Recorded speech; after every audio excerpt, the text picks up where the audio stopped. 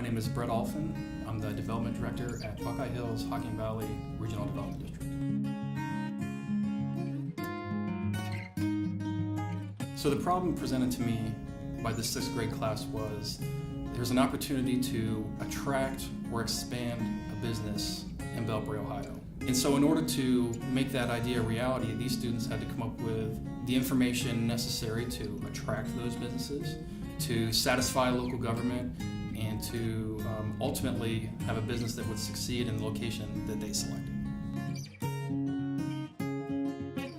So I provided them with a host of census information, with information about zoning, with information about tax information, population, income, and other information that real businesses would use when they're considering a potential location for establishing or expanding a business. I would do the same thing that we did in the class. I would start with understanding what's our target population, what are the key factors around the location that we've selected as our potential location. I would think about the location of similar businesses, the location of infrastructure assets, the location of competitors or other assets that may help or harm my business. I would think about local information like tax information, zoning requirements and regulation, all things that I presented to the students. And they were pretty perceptive and receptive to that with asking questions and actually understood that pretty well. I wasn't really expecting that, but they understood that pretty well.